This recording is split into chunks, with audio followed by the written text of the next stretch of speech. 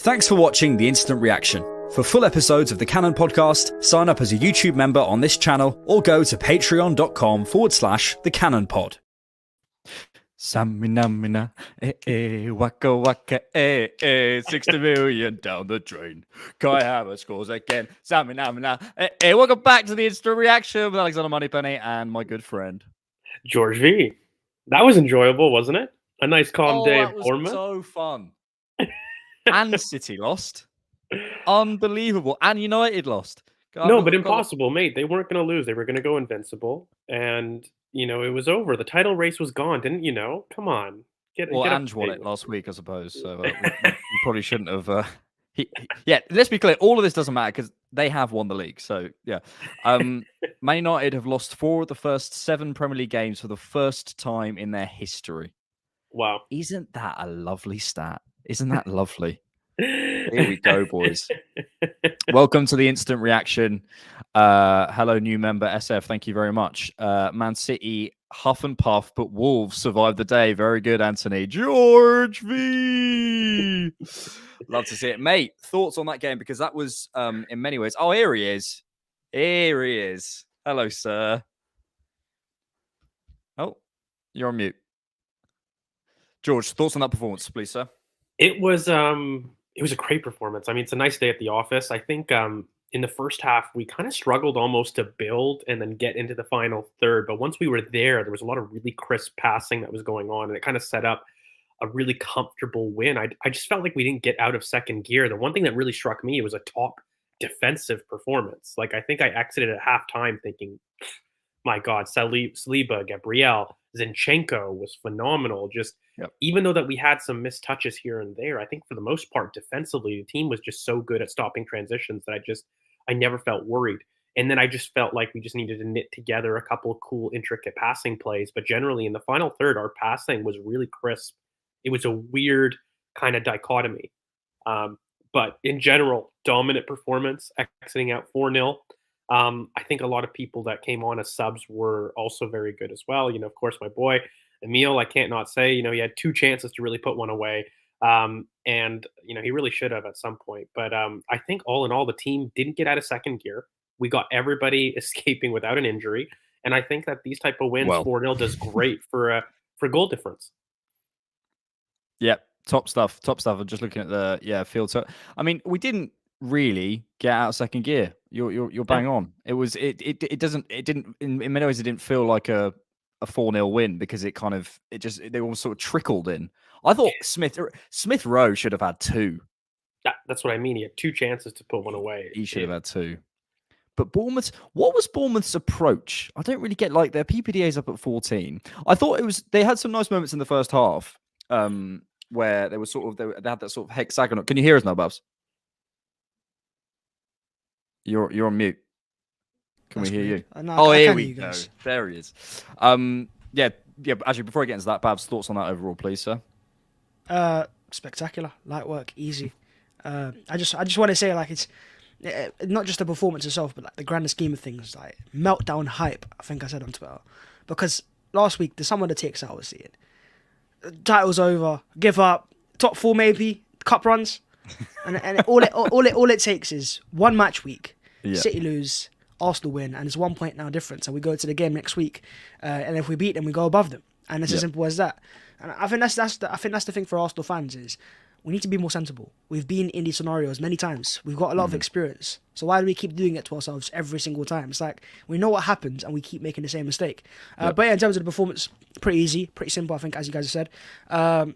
Didn't really get out of second gear, but I think that's because Bournemouth didn't really ask us questions. We didn't have to. It was all simple, and I think the fact that we scored our first goal soon enough, it kind of just allowed us to relax, and you could just see how relaxed Arsenal were after they scored that first goal, and maybe the 2-0 as well. It's just a different team start becoming more free-flowing in the final third, and I actually thought Fabio Vieira off the bench was very impressive as well. I think on that right wing, cutting inside, causing chaos.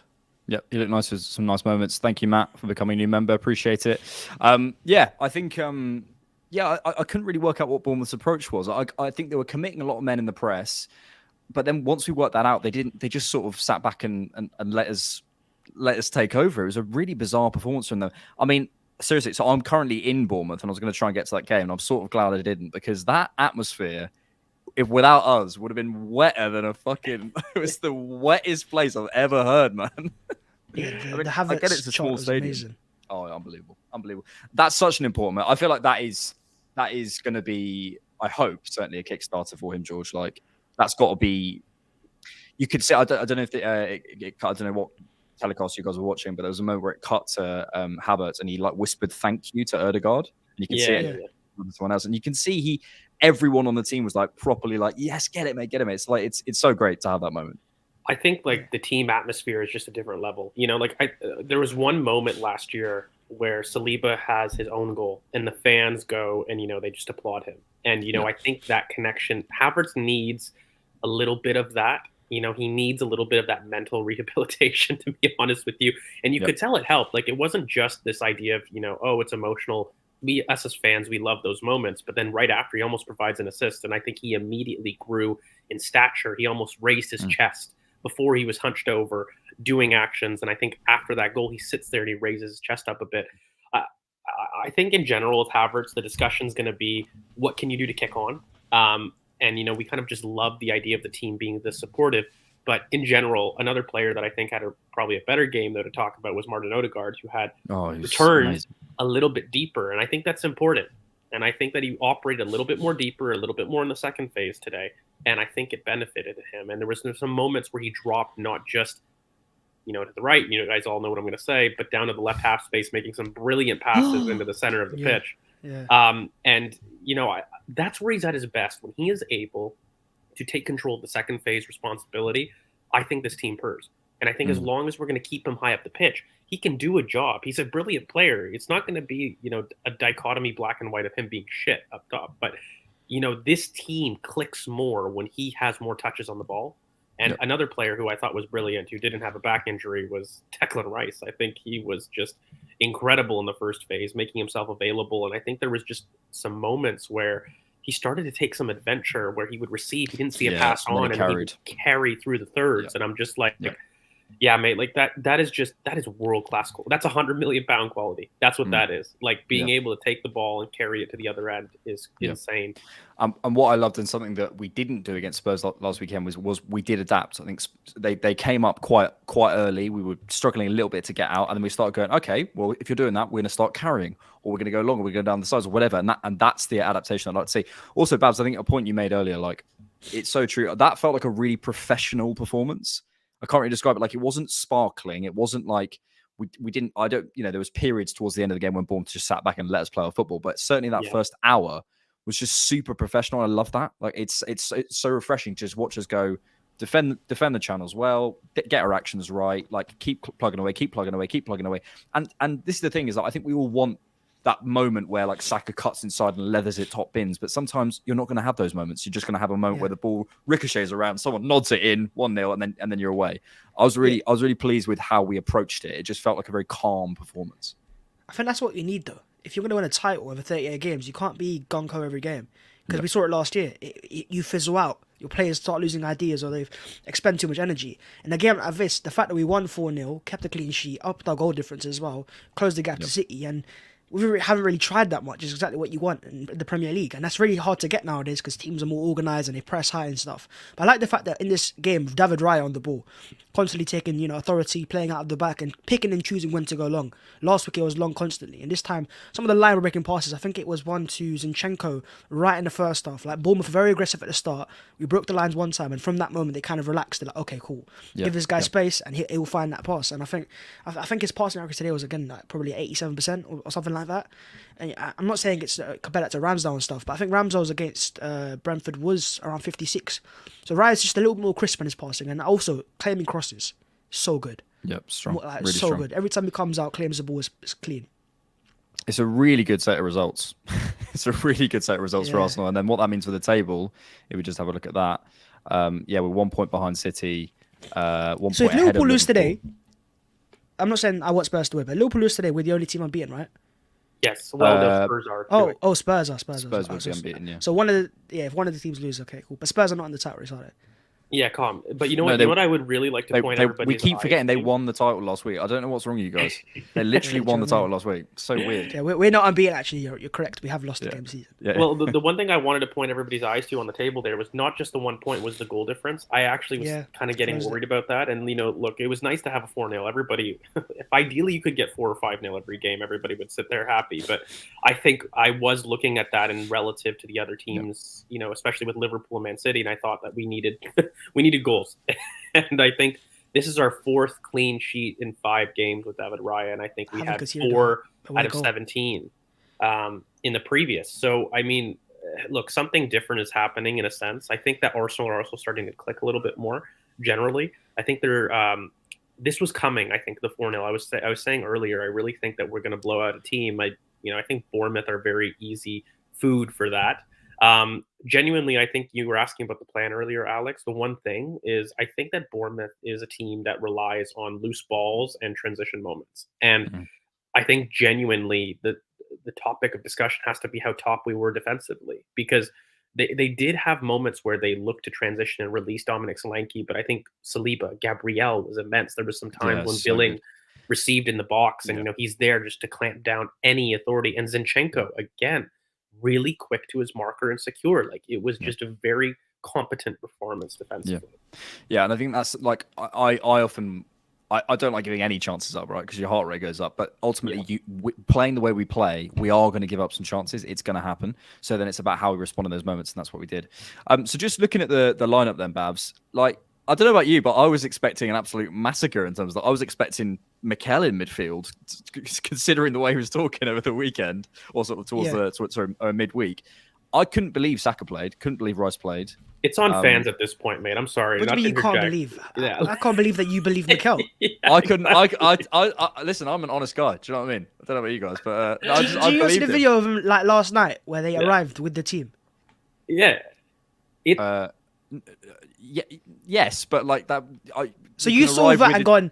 You think they're just there? Cedric arrived with the team. Wasn't even the squad. So like, no. But come on. They're not traveling up to Bournemouth. Yeah. No, down to Bournemouth, sorry, I should say. But it's a lovely place, mate. They came down for a little walk on the beach, Yeah, they're not there as cheerleaders, isn't it? Or stadium. I get that, but considering the way he was speaking during the week, considering the way we didn't see them in the squad at all, so I'm saying it would surprise me that if maybe 1 or 2 of them had started, but Saliba, Rice, Saka, like all of them came back in. So I was personally surprised. Yeah, I mean, and if you're surprised, imagine what the Bournemouth manager's thinking as well. I think that's the idea. Don't give anything away.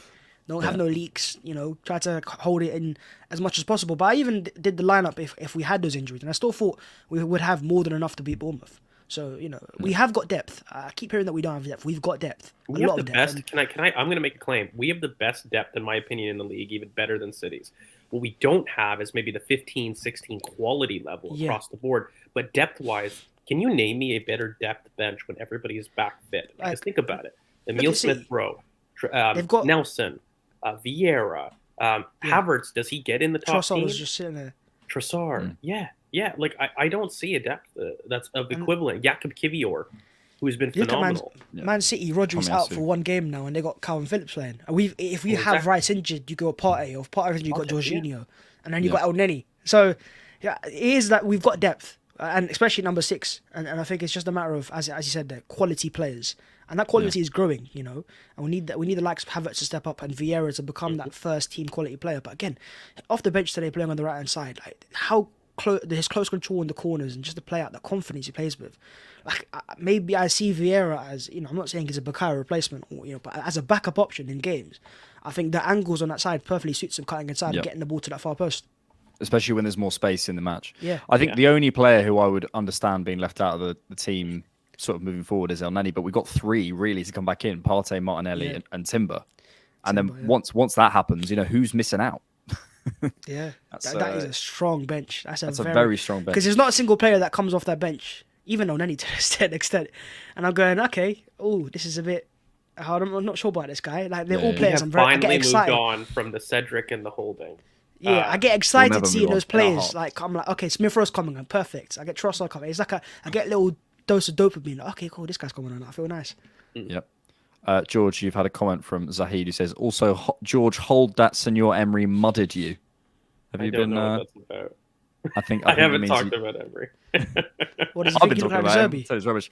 233 of you in here. Thank you so much for joining us. We'll be doing these instant reactions after every game. Let's go through the team then individually and talk about the individual performances. Bab, start with Raya. Thoughts on Raya? I think it's flawless. Can't really think of many mistakes or anything. Again, as I said, it's how he claims crosses. Always the right place, right time. And even the saves he made it look very comfortable. There was one right at the end of the first half where he just caught it and stopped the ball there and there. And I think he just gives the defence calmness. That's about it. I wasn't quite sure what fans were talking about for the Spurs game, as if he had a clanger. I think he was good enough in that game. I don't think he was amazing, but I don't think he was bad by any means. And every game he's played for Arsenal, he's done nothing for me to say Ramsdale should start over him. Because he offers us something that we haven't had sometimes with Ramsdale, which is calmness. I mean, Ramsdale's an amazing goalkeeper, but I think Raya is just more clean, more crisp, and as I said, playing at the back just gives us a different dimension. George? Yeah, I don't know. I mean, I thought there was a couple passes that were a little bit wayward from him, generally speaking. But I mean, I think for him, the team was too good defensively that I didn't see him in positions of worry ever, really. I think the anticipation on the crosses is an important point because I think that's just one thing that separates the two. But generally speaking, he also offers you a level of release that I think is important. Like, he baits the opposition better. So if the pass isn't great, what he does is he does bring markers to you, and then he'll give it off at the right moment. I still think that's one thing that maybe Aaron can improve upon. But from a general distribution standpoint, I think the big issue is people are still concerned about this number one debate. And I think while Raya has done nothing to maybe lose his spot, I don't think Aaron had done stuff to cause a concern to lose the spot. So it's one of those things, especially when you're coming off the back of what Aaron did midweek, which you're sitting there saying everything each keeper does is going to be scrutinized. Yeah. But generally speaking, the defense is calm. And the defense has been calm in other areas. And there's going to be games for both. So I'm happy either way with whoever starts. I thought this was a nice story for Aaron to come back to with Bournemouth and his past with it. But Raya didn't do anything terribly wrong, and I think he did well with his positioning. The only thing is there's one or two times that I just feel that his passing out from the back has to be a little bit more crisp in long distribution. That's the one thing that I noticed in this game. And I noticed it at Spurs as well. Like when there's a quick transition moment, there are times that David Raya goes long and it's not hitting the marker. But when he goes short, it's excellent. And I just think he can improve that medium range pass. Like, that Aaron Ramsdale pass into the middle third. That's the one that I would like to see him, because he has the technique to do it. Yeah, 100%. Let's move forward. I thought Zinchenko was terrific today. I think his defending really seems to have come on a little bit. I could hear Mikel coaching him during the game as well. He was saying, stand there, do this. So it's clearly something that they're talking about. He's also over on his side. But yeah, I thought in every phase, I thought he was available in the build-up. He was when he needed to be. I thought his passing execution was good. I thought he looked good in the final third. He started to go more on the overlap as well, which is nice. He's starting to become, I don't know, I almost felt as though Zinchenko was I am an inverted fullback, and now he feels like he can mix his game up a bit more. Yeah, George? Yeah. Go ahead, Bhavs. I was going to say, I'm just looking at his numbers right now. His ground duel success rate is very good this season. 76%. And his aerials have always been good. He's always had good aerial numbers. It's his anticipation to markers that's been just phenomenal this season. There's times that he hasn't matched that controlled aggression last season very well. Like, he's got burnt on the half turn. But this season, he's been a lot better in his approach. I think his body position, by the way, I've noticed it's less square and more angled, so that if he does lose it, he's able to switch on the run. And I just find he's a little bit more flat-footed last season in his approach to his markers. But yeah, it's been brilliant. I made a post about it on the X that I was like, listen, recently Zinchenko's been brilliant. The X. Right, guys. just to compare that to his last year at City, by the way, that was down at 49%. Yeah. Mad. Everyone in here right now, can you do me a favor? Open up your phone at GeorgeV_FC and say, why is Mustafi in your cover photo? Disgraceful. Do you know, I actually can't see Mustafi, because on the iPhones, you know, he's got the thing covering at the top. Oh, yeah. So I just don't see it. I just see the rest of the players. He's also lying and says he's from Canada. So, Bhavs, Saliba. I think, again, flawless. I can't think of any mistakes or anything wrong with him. I don't think there was a single bad play in this game, to be quite honest. And I think the tackle went out first off. He's very good at doing that recovery. There was one that he did back in the day at Marseille where he came through and did it on Mbappe, and it's something that he's very good at, that recovery. And when you play the way Arsenal play, that's just so useful to have. It is why he's so special as a defender, because very few can do it. And him and Gabriel away days, just different grade. I just feel so confident. I'm like, you look at how concentrated the Arsenal team in this game, like in terms of how switched on they are, and I'm like, if you can just have this level of concentration at home, we'd win the league comfortably. Yep. Not only is Mustafi in his cover photo, he's also advertising another podcast on our podcast. Disgraceful. I thought Saliba was top, and I think Gabriel's top. So it just gets to the point where you feel as though, not that I don't worry about Haaland, but what I do believe is I think they have the capacity between them to deal with him. It's not to say won't score whatever, but you feel like they can match them. If they're on their day, we can match Haaland and certainly reduce his risk. So 100%. George, thoughts on Ben White? He interested. Like, he got the goal at the end, which was brilliant. Ben is a little bit tired, I think, in terms of his wide defending, and so generally speaking, he had a good game. I don't think he had much to do, but I do think that there's moments out wide defensively that I think he's conserving himself a little bit more. Mm-hmm. And I think he has been a little bit shaky 1v1 out wide. Yeah. In this game, he did better, but I don't think Bournemouth stressed him too much. Yeah. But yeah, no, I think Ben did really well. Maybe, like, it's harsh, but maybe the weaker of the defense, but he still got the goal at the end. So you sit there and you're like, you can't really complain, right? 7 out of 10. I was pleased for him. I do feel sorry for White sometimes, because I wonder whether people, I don't know, I wonder whether people sometimes see him not supporting Saka, but I think actually often our ball out to the right-hand side is a lot quicker than our ball through the left-hand side. It feels like we sort of progress through the left-hand side a little bit slower than we do on our right. And I think, like, he can't just be expected to run up and down all the time. I think sometimes Saka's isolated. People say, oh, where's Ben White? I'm like, well, the ball's got to him at 60 miles an hour. There's only so much you can do. Let's midfield. Where were we? Rice, Havertz, Odegaard. Thoughts on those? I think Declan Rice was top, and so was Odegaard as well. Look, Kai is working himself in the game. He got his goal. I don't think he was at the level of the other two, but he got his confidence booster, and I think that's all you can really work for in terms of what he needs to do to get to the step above. But I think those two were just absolutely incredible. Odegaard, lovely switching back to his deeper role, and I think Declan Rice has a lot better responsibility in the first phase. I love that he's carrying and he's got that adventure to do it. I think before he was learning the transitions and the positioning. Now he's got it down and he's adding adventure and creativity to it, which is brilliant. So yeah, doesn't look injured to me with the back, maybe from carrying the team, but not too much else. Hey. Used to be Saka, and that was him. Yeah, I thought Odegaard particularly had an incredible game today. I thought Havertz had a decent opening 20 minutes, then faded a little bit. I think, to be honest, I almost felt a little bit emotional watching him. Like, it was a little bit like, oh mate, like, good for you. Like, I think he really needed that moment. So that's my main takeaway for him for this game. I'm not going to worry too much. There were some nice moments as well, to be fair. He maybe could have come inside on that shot in the first half, but you're splitting hairs. Bhavs, the attack. Any thoughts on who is it? Jesus, Nketiah, and Saka? Yeah, I think Nketiah hold-up play was fantastic. I think, especially in the first half, the way he drove the ball forwards as well, and he needed a goal. I think he deserved the goal, and it was a moment where he was just bursting through, and I'm like, you're going to score here. And I think he got clipped, and they didn't give a foul for it.